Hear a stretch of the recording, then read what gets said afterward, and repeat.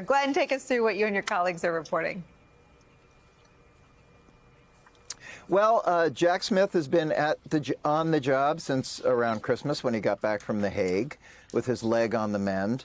And what he's really done is he's got an office somewhere across Washington from the Justice Department, and he's really reconstituted the Public Integrity Division of the Justice Department, which he ran from 2010 to 2015. He's hired 3 of his top deputies. But our sources are telling us that what he's really doing is he's focusing on sort of streamlining and accelerating the January 6th investigation, which a lot of people inside the department felt had become really a bit too sprawling. And if you look at the evidence from the subpoenas, and really the biggest piece of evidence is playing hardball with former Vice President Pence, he seems to be pushing towards a result. We are told he hopes by the summer to keep from this going too deeply into the 2024 political season. I think a lot of people are skeptical he'll be able to move that quickly, but there's definitely a sense of urgency now that hadn't been there in the past. It's really a breakthrough piece of reporting, too, Glenn, really giving us our biggest look at what's happening. I want to ask you about the questions, because you are able to report some of the questions he's asking. What's the significance of asking people if he knew he was leaving? Well, what you're trying to do in any of these cases is establish the target's state of mind, and through the state of mind to establish intent. Intent is the key to any meaningful prosecution, and establishing without a shadow of a doubt what that intent was. If he took his actions knowing that he had in fact lost the election and was pursuing a strategy of attempting to overturn what he knew and had a reasonable evidence to assume was an established result, then that opens up an entirely different set of charges and gives backing and resonance to charges such as obstructing a government process. And there's actually a fair amount of overlap with regard to the documents investigation as well, where the critical question is to establish intent. We seem to have one witness, if the public reporting bears this out, one witness down in Florida who seems to understand that the president was moving this material around with some level of foreknowledge. The question in both cases, the January 6th leg of the investigation and the documents leg of the investigation, is can Smith and his prosecutors establish that Trump knew what he was doing and he had the intent to break the law. So that's what this is all about. So Glenn, we read your reporting carefully, and what you just underscored comes through, that knowing he lost is really important. We found this just perusing the evidence again in the public purview presented to us by the January 6th Select Committee. Many of his most senior officials telling him and us just that. Let me play that. I was in the Oval Office, and at some point in the conversation, Matt Oskowski, who is the lead data person, was brought on. And I remember he delivered to the president pretty blunt terms that he was going to lose. I told him that the stuff that his people were shoveling out to the public was I mean, that the claims of fraud were and, he was indignant about that. And I reiterated that they wasted a whole month on these claims on the Dominion voting machines, and they were idiotic claims. I said something to the effect of, sir, we've done dozens of investigations, hundreds of interviews. The major allegations are not supported by the evidence developed. We've looked at Georgia, Pennsylvania, Michigan, Nevada. We're doing our job. Much of the info you're getting is false. So I imagine, Glenn, that's just half of it, right? And if you look through the January 6th committee transcripts, he says something to Chairman Mark Milley where, when we're gone, the next guy can deal with it. I think it was in reference to Iran. But tell me if you know if any of these folks have been asked to come and present that evidence to the grand jury, or if that's just not known yet. I don't think it's known precisely how they frame that. But look, Nicole, there's a lot of stuff in the public domain. And I think a lot of your viewers and a lot of our readers are like, they make the fundamental point that you made.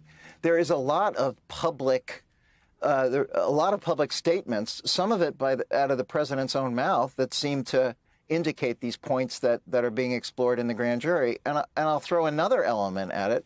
We're hearing that the grand jury investigation out of Georgia is like some of this material is likely to be made public, which could also, not to complicate matters even more, potentially have an impact on what the Justice Department is looking at. I think one of the things that slowed the initial investigation by the Justice Department before Smith came on was a bit of a backroom dispute between the January 6th committee and DOJ. DOJ had wanted the transcripts from these interviews to be sent over in real time as early as last summer, and they only disgorged this tremendous amount of material, I think, in the latter part of December. So I am told that, a part of what they're going through now are these really thousands and thousands of pages of testimony to parse it for any potential new leads, and that then becomes the seed corn for new people that they're going to likely either subpoena or reach out to.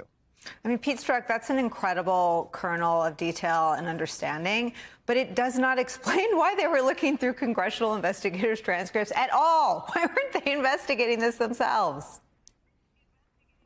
Well, I think, Nicole, there's a lot going on. I mean, keep in mind there was some question when DOJ started the investigations. We're now, 900 easily, maybe over 1,000 or close to it, people who were charged who went in on the ground. The early indications of the investigation by DOJ was that they were trying to build it from the bottom up.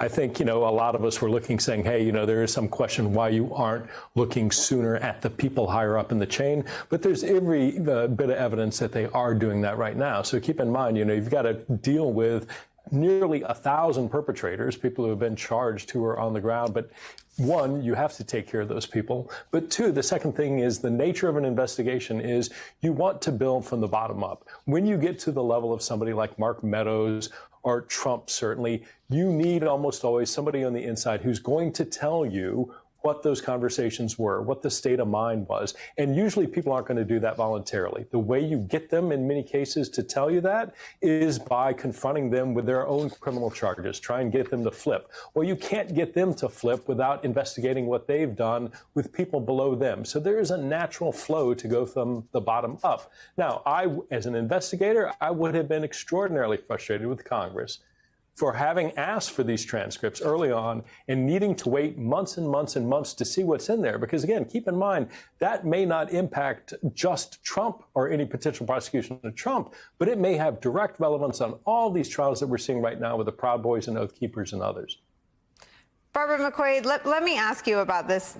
I mean, it sounds like from Glenn's new reporting, this is now a more focused, I know we've used the word sprawling for a long time. Maybe we should use the word intensifying. I don't know, Glenn, you wave your arms if I've got that wrong. But I can see you over here, which is why I looked over here. No arm waving. So an intensifying probe into January 6th. We also have this Washington Post reporting that I quoted from, that what seems to be going on, what seems to be available to Jack Smith if he wants it, is information that can confirm that inside advisors, people like Barr and Donahue and others, and outside advisors, including this, sort of ninja, whatever they were called, like the kinds of companies that the Trump campaign would commission to go find / manufacture fraud, they too came up empty-handed. What is the significance of proving that all of Trump's inputs, everybody he sought either confirmation bias from or information from or peddled his theories to, said, no, sir, there's nothing there. There's no fraud. You lost. I think at some point, Nicole, the evidence becomes so overwhelming that no reasonable juror could find that he was unaware that he had lost this election. And it seems like that is one important aspect they're trying to really button down. The more people you can get who can say he was told he lost, he knew he lost, especially this reporting about this Berkeley Research Group that did their independent investigation of all of these leads. They came back and said, we haven't been able to substantiate any of these claims. They're all false. At some point, I think that no matter how much Donald Trump says, I had no idea, I thought I won, at some point that does not ring true. There is a jury instruction that juries will get that is sometimes referred to as the ostrich instruction, which is, we can't read another person's mind. And a person may even say, I had no idea fact X was true. But you can't turn a blind eye to fact X. If fact X is staring you in the face, you can't simply put your head in the sand and avoid it. You know, I know it's a cliche, but what comes to mind is the line from Casablanca that I'm shocked to learn that gambling is going on in Casablanca, right? Because he's using willful blindness. And so at some point, a jury will believe that despite Trump's protestations that he had no idea that these election lies were false, the evidence is so overwhelming that a jury can reasonably believe that he did know.